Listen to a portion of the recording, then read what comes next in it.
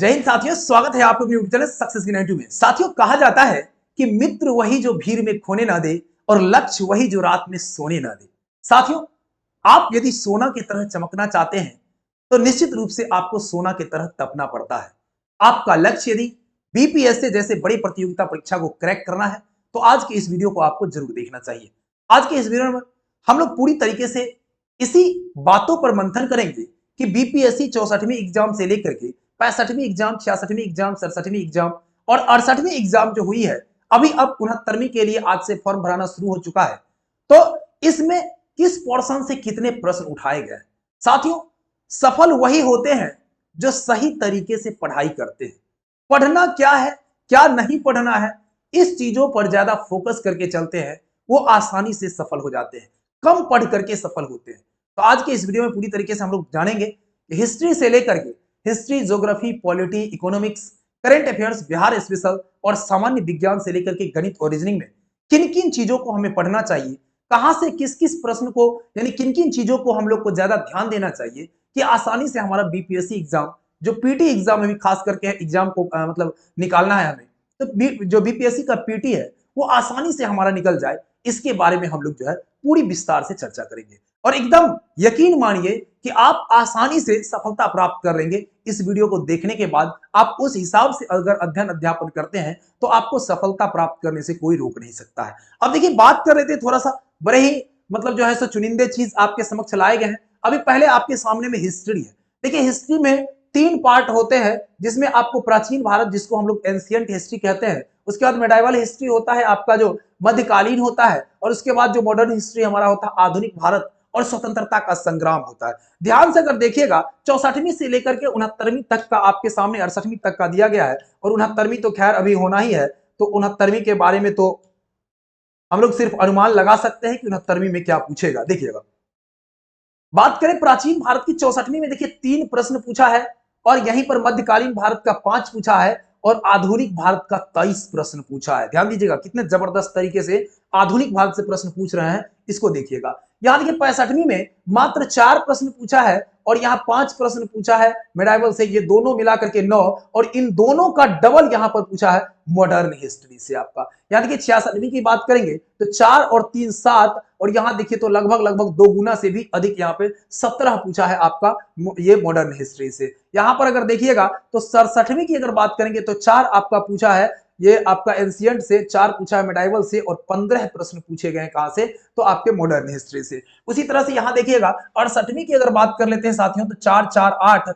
और यहां 19 20 के आसपास प्रश्न पूछे गए हैं आपको मॉडर्न हिस्ट्री से। यहां उसी तरह देख लीजिए 3 से 4, 3 से 4, और ये 19 20 का जो है ये अनुमानित औसत रेशियो बताया गया है। यदि आप जो है तैयारी करना चाहते हैं, यदि आप चाहते हैं कि ये आपका हिस्ट्री आपका बेहतर हो, आसानी से हिस्ट्री में बीपीएससी एग्जाम में सभी प्रश्नों को क्रैक कर ले, तो सबसे ज्यादा आपको फोकस कहां करना है, तो मॉडर्न हिस्ट्री पर। क्योंकि मॉडर्न हिस्ट्री से आपको 19 से 20 प्रश्न पूछे जा रहे हैं, 1-2 प्रश्न की बात नहीं है, 19 से 20 प्रश्न आपको मॉडर्न हिस्ट्री से पूछे जा रहे हैं। तो यानी कि अगर आपको 27-28 प्रश्न पूछा जा रहा है, तो जिसमें 19-20 प्रश्न मॉडर्न से और 3-4 एंशियंट और मेडाइवल से पूछा जा रहा है। तो इस बात को ध्यान रखिएगा, और उसी हिसाब से अब कहिएगा आप लोग अधिक से अधिक दोस्तों तक शेयर करिएगा, पहुंचाइएगा, तो आगे आप लोगों के लिए अब किस एंशियंट में हम किस चीजों पर ज्यादा फोकस करें, मेडाइवल में फिर किन किन चीजों पर ज्यादा फोकस करें, और मॉडर्न में किन किन चीजों पर ज्यादा फोकस करें, इसके लिए नेक्स्ट वीडियो में आप लोगों के लिए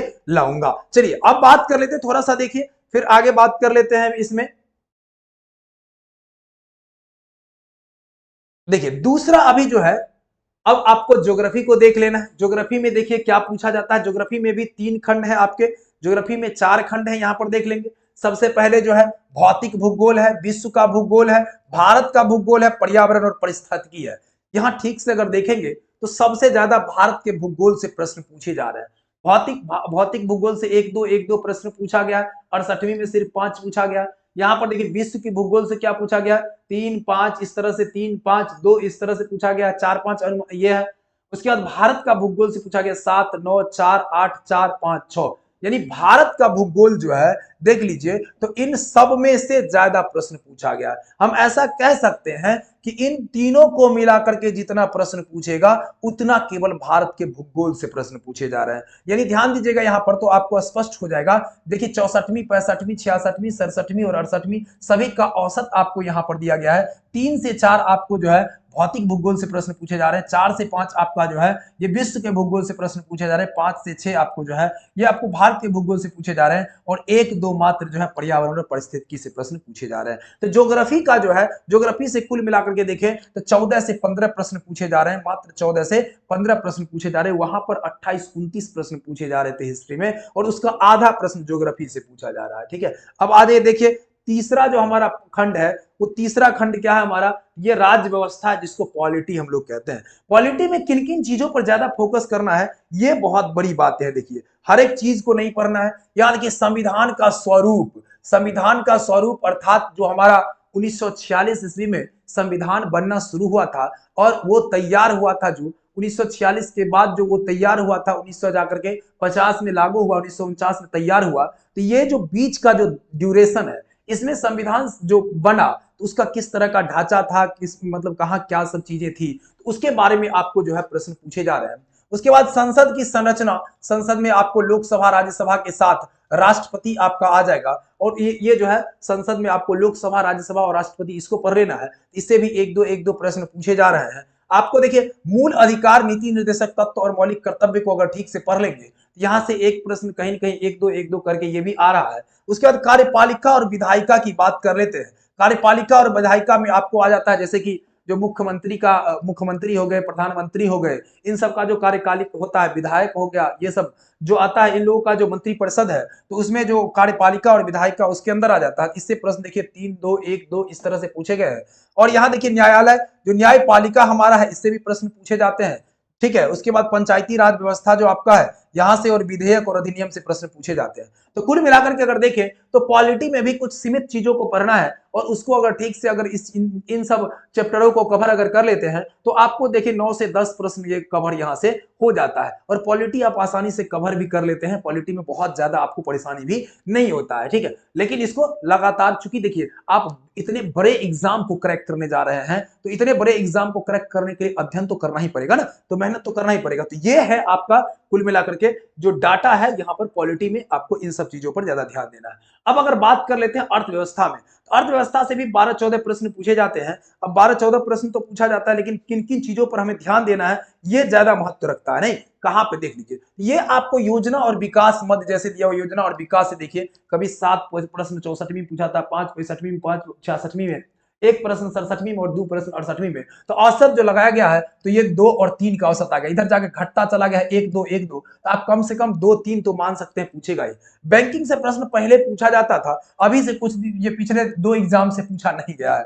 ठीक है, अब देखिए यहाँ कृषि और उद्योग की अगर बात कर लेंगे, कृषि और उद्योग से तो प्रश्न हमेशा से पूछा जाएगा आपको, ये आपको 1-2 का औसत है लेकिन आप 3-4 तक जो है प्रश्न पूछे जाएंगे आपको हमेशा से। देखिएगा 3-5 इस तरह से कम 2 और 3 तो प्रश्न पूछे ही जाएंगे आपको। बजट से तो एकदम बजट पर बहुत ज्यादा ध्यान रखना होता है, बजट से प्रश्न आपको एकदम पूछा ही जाता है, बिहार स्पेशल में करके पूछ दे या जैसे भी पूछ दे, लेकिन बजट से आपको प्रश्न पूछा जाता है। देख लीजिए 3 और 1 करके है, 1-2 औसत इसको मान लीजिए। उसके बाद देखिए प्रमुख योजना, ये प्रमुख योजना है आर्थिक समिति और ये है आपका आर्थिक समिति से प्रश्न रहते हैं, कम रहते हैं, लेकिन प्रमुख योजना से प्रश्न निश्चित रूप से रहता है। जो योजना चल रहा होता है उन योजनाओं से प्रश्न पूछे जाते हैं। अब देखिए संस्था और संगठन, जो बहुत सारे संस्था के बारे में हम लोग पढ़ते हैं, सार्क के बारे में पढ़ते हैं, नाटो के बारे में पढ़ते हैं, बहुत सारे संस्था के बारे में पढ़ते हैं, वहां से भी 1-2 प्रश्न रहता ही रहता है। तो यहाँ देखिए, और शब्दावली सैद्धांतिक अर्थव्यवस्था से रहते हैं, 1 से 1 कभी कभी प्रश्न रहता नहीं रहता 1-2। कुल मिलाकर अगर देखें तो 12 से 14 प्रश्न आपको, 12 से 14 प्रश्न जो है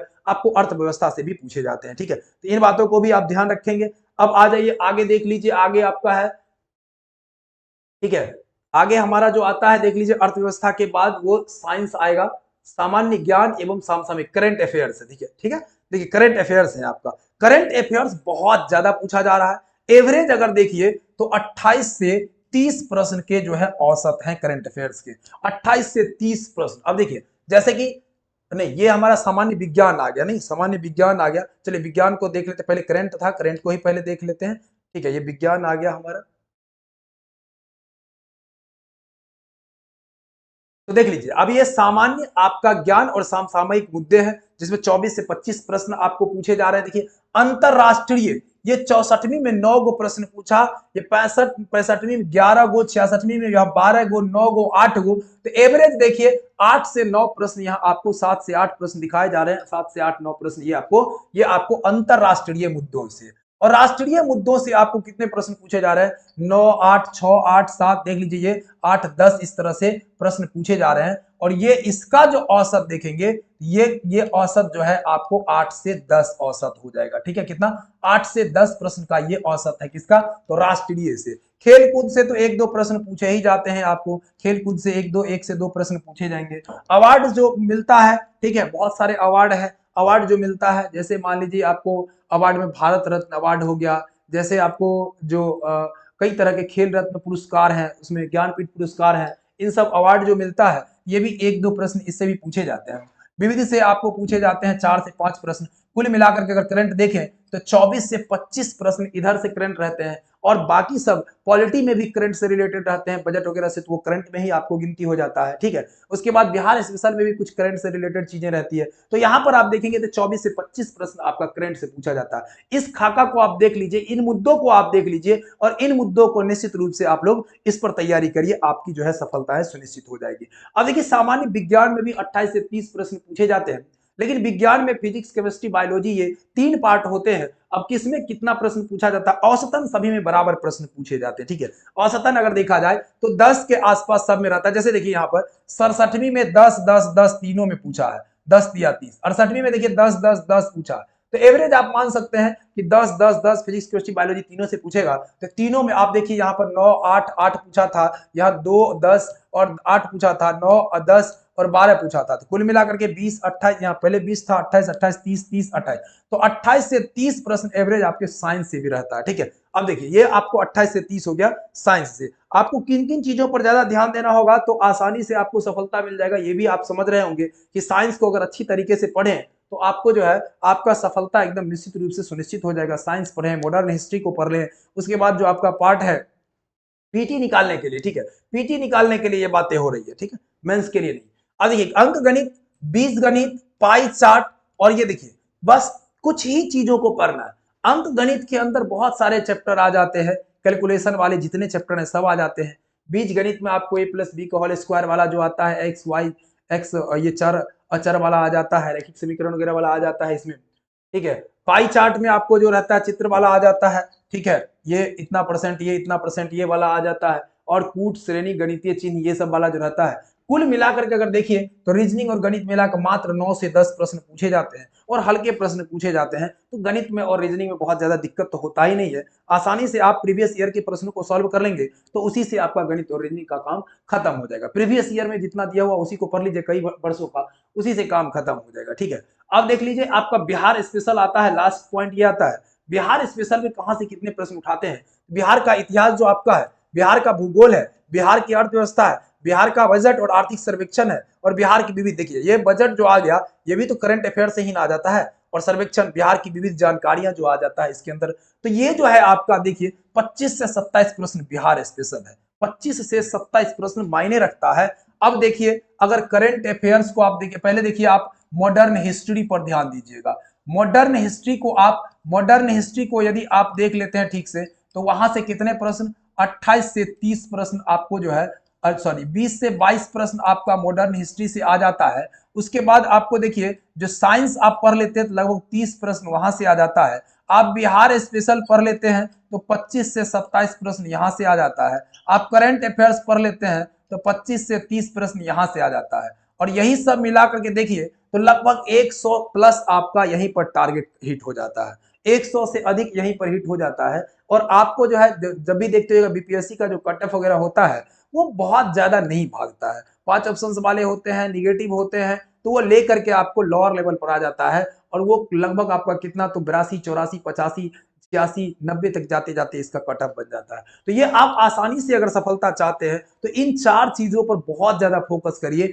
बहुत ज्यादा फोकस करिए, और यही आपको जो है 4 को पीटी एग्जाम पास करा देगा। ठीक है, तो ये इन बातों का अगर आप ख्याल रखते हैं और इस तरह से तैयारी करते हैं तो आपको निश्चित रूप से सफलताएं मिल जाएगी। ठीक है साथियों, चलिए अब आप लोग अगर चाहते हैं कि आप लोगों को चैप्टर बाय चीजें आपको उपलब्ध हो जाए तो अधिक से अधिक दोस्तों तक शेयर कर दीजिए, सभी लोगों तक लाइक करिए वीडियो अच्छा लगा होगा तो। और अपनी तैयारी में आप हमारा अगर मदद चाहते हैं, आपको मटेरियल पीडीएफ मटेरियल के रूप में हर एक चीज उपलब्ध करा दिया जाएगा, लाइव सेशन आपके लिए उपलब्ध कराए जाएंगे, हर एक सुविधा उपलब्ध कराया जाएगा। चलिए साथियों, बहुत बहुत धन्यवाद। अपने दोस्तों के साथ शेयर जरूर करिए, सभी लोगों तक ये जानकारी पहुंचनी चाहिए कि कहां से कितना पढ़े। बहुत सारे साथी जानकारी के अभाव में जो है अच्छी तैयारी करते हैं, बहुत ज्यादा पढ़ते हैं, लेकिन जो है जो वाजिब हक चाहिए, मतलब जो वाजिब उनको सफलता मिलना चाहिए वो नहीं मिल पाता है, क्योंकि जो चीजें पढ़नी चाहिए वो नहीं पढ़ करके जो नहीं पढ़ना चाहिए उस पर ज्यादा समय अपना बर्बाद कर लेते हैं। इसलिए चलिए साथियों, बहुत बहुत धन्यवाद, अधिक से अधिक शेयर कर दीजिए, बहुत बहुत धन्यवाद।